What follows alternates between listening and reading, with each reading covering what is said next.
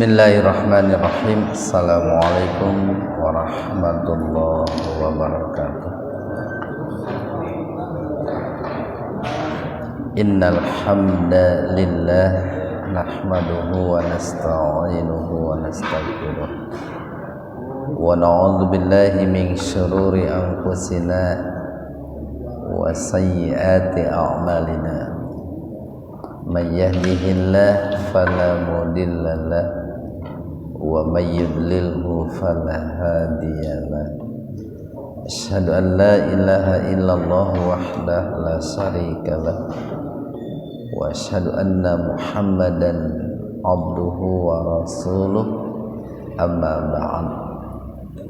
Hadirin ikhwatu iman, jemaah Majlis Tafsir Illiyin yang mudah-mudahan senantiasa diberikan hidayah dan perlindungan Allah Subhanahu wa ta'ala. Pada kesempatan subuh kali ini, kajian tafsir di Majlis Tafsir Illiyin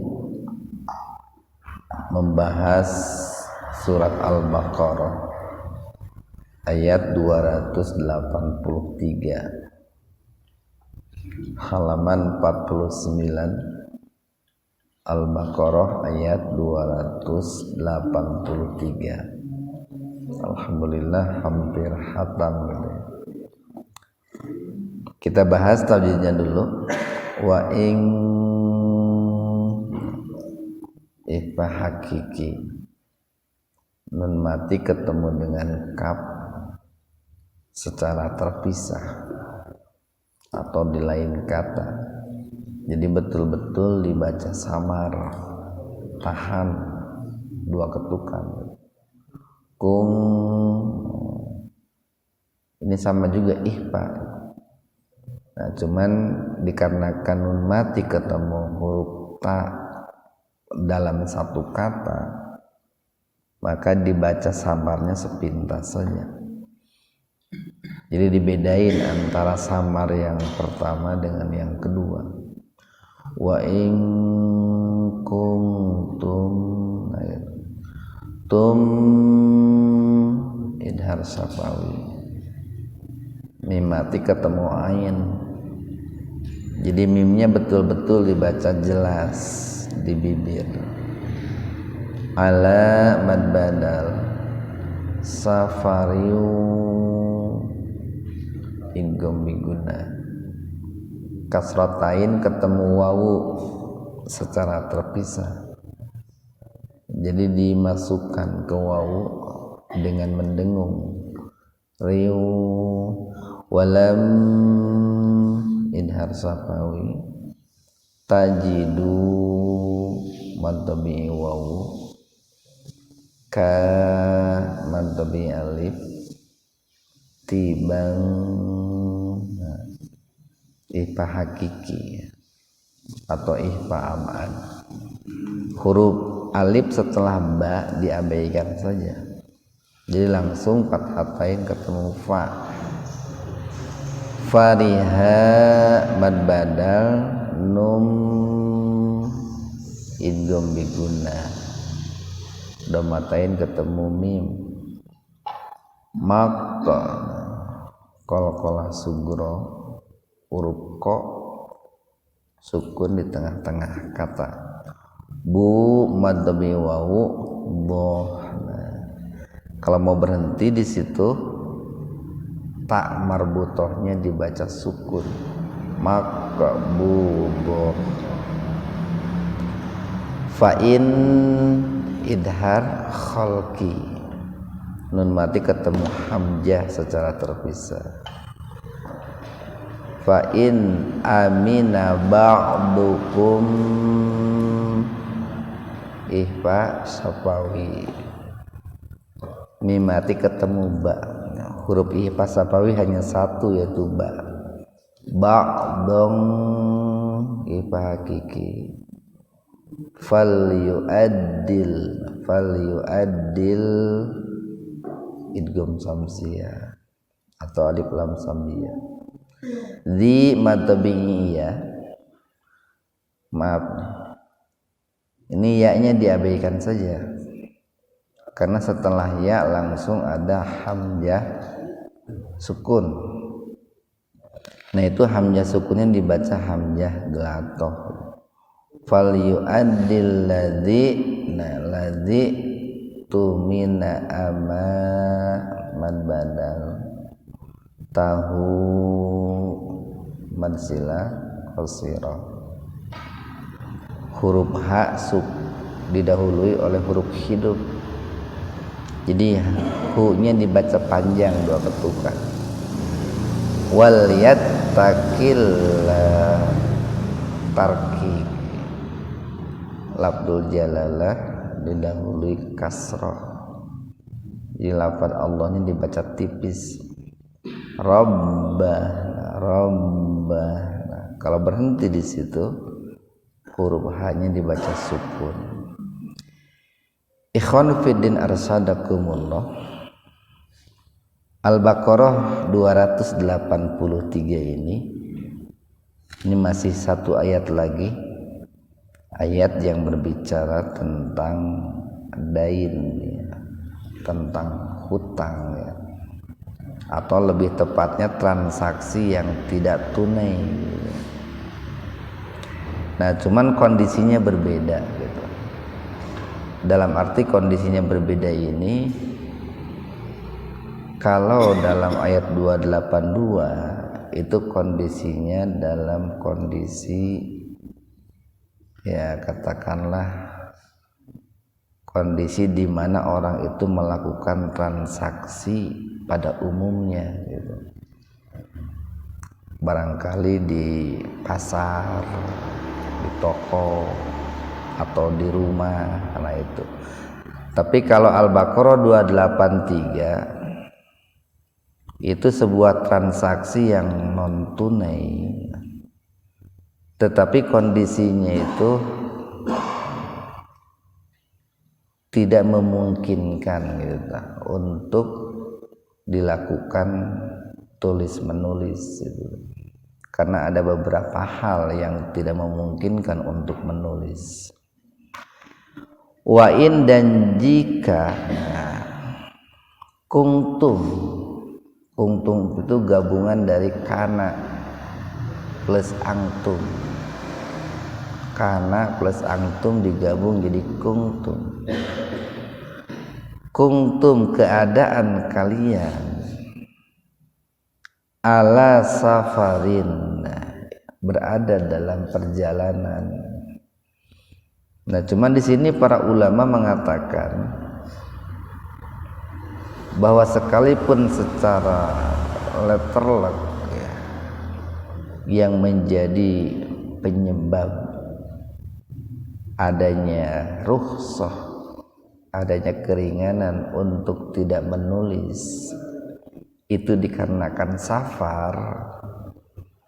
Safar itu sebuah perjalanan yang cukup jauh lah. Tempo hari pernah kita bahas. Tetapi safar ini bukan menjadi satu-satunya penyebab. Artinya bisa saja ada sebab-sebab lain selain safar gitu, yang barangkali dengan sebab tersebut itu tidak memungkinkan untuk dilakukan tulis menulis. Dan jika keadaan kalian berada dalam keadaan safar, walam, dan tidak tajidu, kalian dapatkan, kalian temui katiban ya, seorang penulis. Bisa jadi alat tulisnya ada tetapi penulisnya tidak ada. Bisa jadi penulisnya ada tapi barangkali alat tulisnya tidak ada gitu. Atau bisa jadi alat tulisnya ada, penulisnya ada tapi mungkin sakit gitu, Pak. Nah, jadi penyebabnya nanti cukup banyak. Nah, dengan sebab-sebab seperti itu akan menurunkan status perintah dari level yang tinggi ke level yang rendah. Makanya kemarin kita sampaikan, sekalipun di Al-Baqarah ayat 82, ketika orang itu melakukan transaksi utang piutang atau transaksi dengan non tunai, itu diperintahkan untuk ditulis, tapi hukum menulisnya itu tidak jatuh kepada wajib. Kenapa tidak jatuh kepada wajib? Karena di sini ada turun nih derajat perintahnya itu, dimana ketika orang itu tadi dalam keadaan safar atau yang lainnya yang tidak memungkinkan untuk dicatat, nah transaksinya itu farihanun. Farihan ini semacam itu apa tuh, jaminan,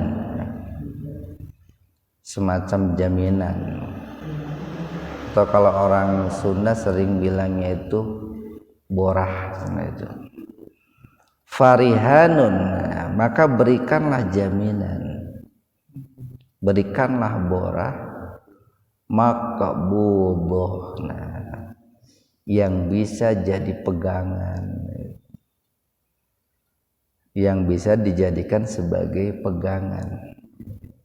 Sebetulnya begini, antara tulisan dengan jaminan itu sama-sama hakikatnya sebagai pegangan. Orang yang berhutang lalu dia menulis, membuat sebuah perjanjian atau pernyataan lalu ditandatangan, itu kan fungsinya sebagai pegangan bagi orang yang piutang, bagi yang meminjamkan. Jaminan pun sama, itu sebagai pegangan. Nah, lalu muncul pertanyaan, apakah jaminan itu hanya berlaku untuk perdagangan yang berada dalam kondisi safar? Tentu tidak gitu. Dari sini oleh para ulama dijadikan sebagai sebuah landasan bahwa ada baiknya ketika melakukan transaksi yang dilakukan dengan tidak tunai, dengan tempo gitu, bahkan barangkali orangnya kurang dikenal, itu ada jaminan di situ, ada jaminan, ada borah gitu. Artinya si peminjam itu memberikan jaminan kepada yang meminjamkan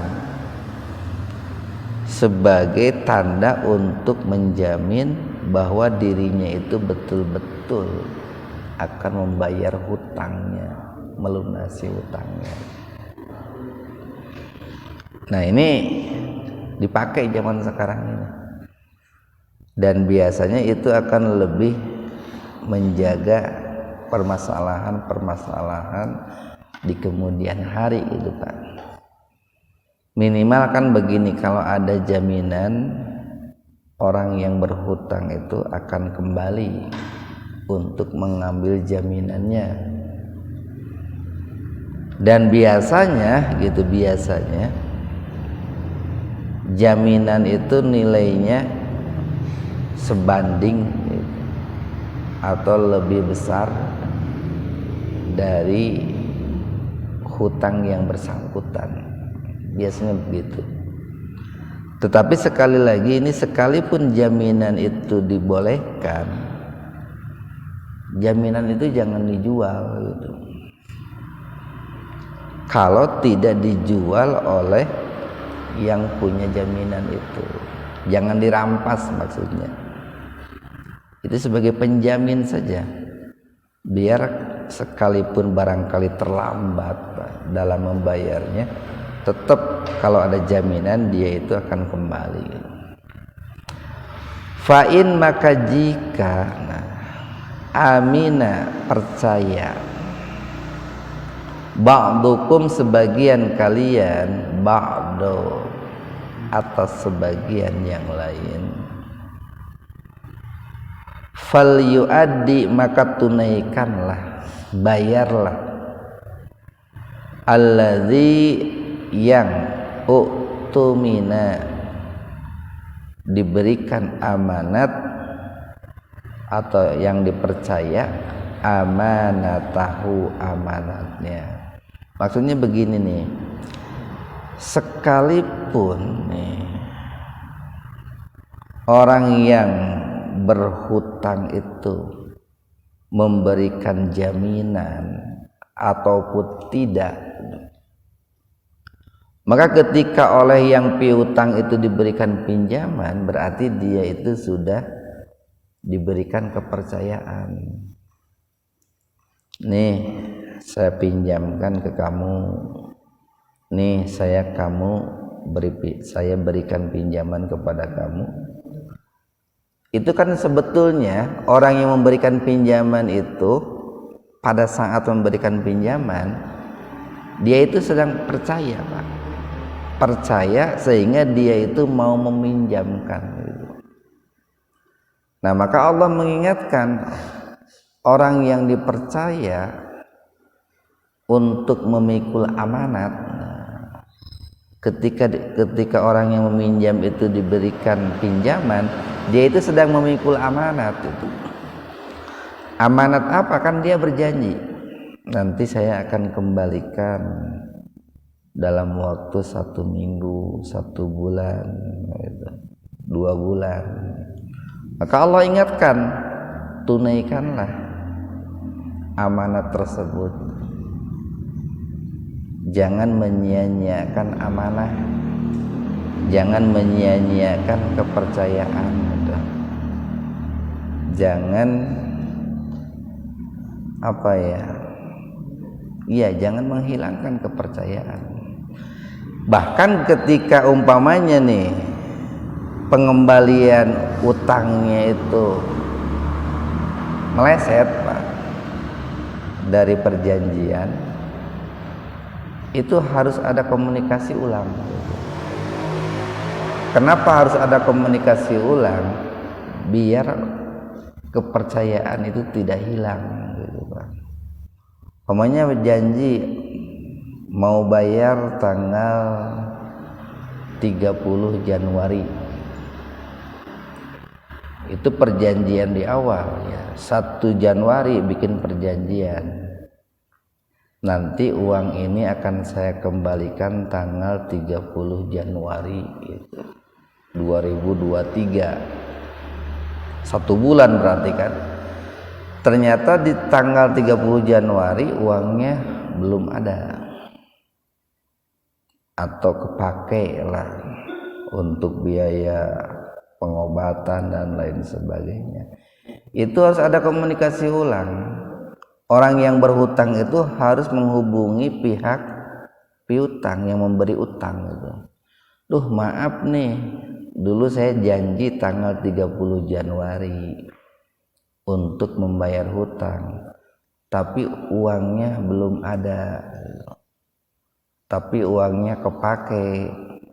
Bisa enggak saya diberikan tambahan waktu 1 minggu, ya gitu, Pak. Jadi jangan ayeuna udah perjanjian mau dibayar tanggal 30, lalu kemudian uangnya tidak ada atau kepake, lalu hare-hare gitu. Hare-hare teh tidak ada komunikasi gitu. Teu minta maaf, teu bebeja gitu, Pak. Nah, makanya di kalangan orang Sunda itu suka ada peribahasa begini. Lamun hayam dicekelan buntutna, lamun jelema nu dicekel teh omonganana. Nah itu, Pak. Nah, ketika kita itu menyelisihi janji lalu kemudian tidak ada komunikasi ulang, maka itu paling tidak kepercayaan orang terhadap kita itu sudah menurun itu, Pak. Sudah menurun. Dan itu kalau dibiarkan berkali-kali bisa menghilangkan kepercayaan orang. Nah, kalau orang itu sudah tidak percaya, susah untuk hidup, Pak. Susah. Karena kan yang namanya manusia, makhluk sosial itu pabeja-beja gitu, Pak. Pabeja-beja. Mau di dunia apapun begitu, pabeja-beja. Tuh mun erek nginjemkeun duit kasih itu, nganjukeun kasih itu mah alus euy mayarna gitu. Itu biasanya di dunia sales begitu. Sales itu sok baradami gitu. Saya sering dengerin kalau di toko. Antara satu sales dengan sales yang lain itu saling ngobrol. Punya toko baru gitu. Aya. Bagus enggak pembayarannya? Bagus. Daratan dengan sendirinya itu, Pak. Tapi ketika pembayarannya tidak bagus, jangan ngisi ke toko itu lagi gitu. Hese mayarna, tong mereng nginjem duit kasih eta, hese. Anjing sonten anjing danten gitu. Itu kenapa orang yang bayar hutang itu mudah rizki? Karena akan dipercaya orang banyak, relasi menjadi banyak. Dan kenapa orang yang susah bayar hutang susah rizki? Karena orang akan saling memberitahu itu, Pak. Itu hukum kehidupan seperti itu. Jadi hendaklah orang yang berhutang itu menunaikan amanatnya, yaitu berupa kepercayaan orang lain terhadap dirinya, baik memakai jaminan atau cukup dengan tulisan. Wal yattaqi, dan naklah kalian bertakwa Allah kepada Allah Rabbahu sebagai Rabbnya. Nah, dan hendaklah dia bertakwa Allah kepada Allah Rabbahu sebagai Rabb. Nah, di sini setelah Allah perintah untuk menunaikan amanat disusul dengan perintah untuk bertakwa kepada Allah. Bagaimana bentuk ketakwaannya kepada Allah?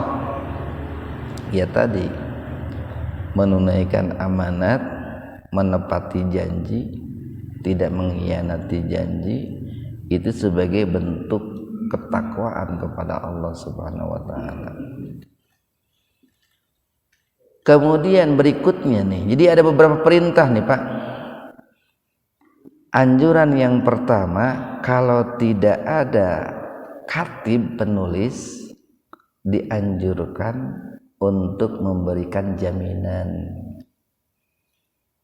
Atau sekalipun ada katib, ada penulis, untuk lebih meyakinkan, menenangkan orang yang meminjamkan, ada jaminan.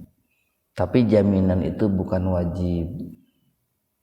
Yang kedua, ketika dipercaya, maka jangan dikhianati kepercayaan itu. Kemudian perintah yang ketiga, hendaklah takut kepada Allah. Takut ketika menyelisihi janji, takut ketika menyia-nyiakan amanah. Kemudian yang keempat nih, wala, dan janganlah taktumu, kalian menyembunyikan as-syahada, kesaksian. Maksudnya begini, manakala transaksi itu non tunai, hutang, lalu kemudian di situ ada saksi, pada saat akad itu ada saksi. Umpamanya nih, ketika nulis ada yang menyaksikan, ketika transaksi ada yang menyaksikan. Nah, si saksi itu ketika di kemudian hari antara yang memberikan utang dengan yang mengutang itu ada masalah, maka si saksi itu jangan menyembunyikan kesaksian. Dia harus tampil. Oh iya, dulu si A, ketika si A dengan si B melakukan transaksi, pada saat itu saya ada di situ, saya hadir, saya tahu duduk perkaranya begini. Nah itu Jadi jangan menyembunyikan kesaksian. Kenapa? Karena itu untuk mengklirkan persoalan, Pak. Untuk meluruskan permasalahan. Maka diancam nih oleh Allah, waman, dan barang siapa yaktumha, menyembunyikan kesaksian, fa innahu, maka sesungguhnya dia itu asimun, berdosa, qalbuhu, hatinya. Jadi orang yang menyembunyikan kesaksian itu sebuah pertanda bahwa hatinya itu sakit, hatinya itu berdosa. Apalagi kalau dalam kasus-kasus besar itu, Pak, orang yang dalam kasus pembunuhan kan lumayan tuh orang yang menyembunyikan kesaksian itu dianggap sebagai menghalang-halangi acara persidangan. Itu bisa terkena juga ancaman bagi orang-orang yang menyembunyikan kesaksian itu. Nah, dalam hal utang piutang pun begitu. Ketika orang itu hadir pada saat transaksi, kemudian dia, apalagi kalau diminta untuk menjadi saksi, di kemudian hari harus siap untuk memberikan kesaksian dengan jujur itu. Wallahu, dan Allah itu dengan apa ta'maluna, yang kalian kerjakan, alim, nah itu maha mengetahui. Bahkan jangankan Allah, Pak, jangankan Allah, antara orang yang memberikan pinjaman dengan orang yang meminjam, apalagi yang meminjam, itu sangat tahu. Makanya sering ada perkataan begini, orang yang memberikan piutang itu tidak akan pernah lupa kepada orang yang meminjam itu. Sekalipun mungkin karena sudah capek menagih, ketika ketemu nggak ditanyakan lagi. Kenapa nggak ditanyakan lagi? Karena dulu udah ditanyakan berpuluh-puluh kali, tapi nggak bayar-bayar, sehingga walaupun ketemu, walaupun ngobrol, hutangnya nggak ditanyakan lagi. Tapi bukan berarti tidak tahu, bukan berarti lupa. Ingat itu. Soalnya barangkali ada orang yang pernah punya hutang sama kita, nggak ingat, nggak lupa kita. Si itu sebetulnya punya hutang sama saya tahun sekian, bekas ini, sampai sekarang belum bayar. Itu tidak akan lupa itu. Nah, makanya kalau kita saja ingat, apalagi Allah, dat yang tidak pernah lupa. Nah, itulah kenapa pentingnya Yaumuddin, pentingnya ada hari pembalasan, untuk menyelesaikan kasus-kasus yang belum terselesaikan dalam kehidupan dunia itu. Satu ayat lagi nih, lillahi, hanya milik Allah lah, kepunyaan Allah lah, ma, segala sesuatu, fis samawati, yang ada di langit, yang ada di seluruh langit, wa ma, dan segala sesuatu, fil ardi, yang ada di seluruh bumi. Nah, ini kalimat ini ada beberapa isyarat dari sini. Pertama nih, bahwa ketika orang itu punya niat untuk menyembunyikan persoalan, termasuk persoalan hutang, yakinlah bahwa karena seluruh langit dan bumi itu kepunyaan Allah, Allah maha mengetahui. Kemudian yang kedua, ini kalau dikaitkan dengan hutang piutang nih, Pak, ketika orang itu punya hutang lalu kemudian dia tidak mau membayar, harus ingat itu, bahwa apa yang kita miliki itu milik Allah. dan di situ ada harta orang lain yang ada dalam diri kita, maka mestinya dikembalikan, mestinya dikeluarkan agar betul-betul harta milik Allah yang ada pada tangan kita itu betul-betul harta yang bersih gitu. Wa in, dan jika tubdu, kalian menampakkan ma, apa, fi, yang ada di dalam anfusikum, jiwa kalian, au, atau sekalipun tukhfu, kalian menyembunyikannya, yuhasibukum, akan dihisab, akan diperhitungkan, bihillah, oleh Allah Subhanahu wa ta'ala. Nah ini kan dalam sekali nih Pak nih. Karena Allah itu pemilik seluruh langit dan seluruh bumi gitu, maka semua persoalan hidup kita, baik persoalan kita dengan istri, dengan anak, dengan orang tua, dengan menantu, mertua, dengan tetangga, dengan teman, baik itu dinampakkan ataupun disembunyikan, oleh Allah itu diketahui dan oleh Allah itu akan dihisab. Oleh Allah itu akan dihisab. Makanya tempo hari kan pernah kita sampaikan Pak, boleh dibilang 75% hidup kita ini itu habluminan nas. Porsi habluminan nas atau persentasi habluminan nas itu jauh lebih besar ketimbang persentasi habluminallah. Walaupun habluminallah harus didahulukan, diprioritaskan, tapi persentasinya lebih banyak habluminan nas. Dan habluminan nas itu sendiri, kalau tadi dikatakan 75%, boleh disebut 50%-nya itu dengan keluarga. Hubungan kita itu lebih banyak bersinggungan dengan keluarga. Maka dengan begitu, potensi untuk masuk surga atau neraka itu sebetulnya keluarga itu punya andil besar, itu punya andil besar. Karena interaksi dan komunikasi kita dengan orang-orang di sekitar itu, potensi untuk kita masuk surga atau nerakanya itu besar. Kita lanjutkan nih.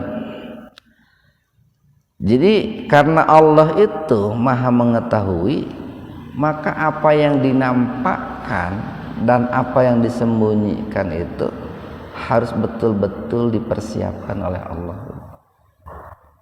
Yang dinampakkan apalagi, yang disembunyikan begitu juga. Fayaghfiru, maka Allah akan mengampuni, liman, bagi siapa yasha'u, yang Allah kehendaki.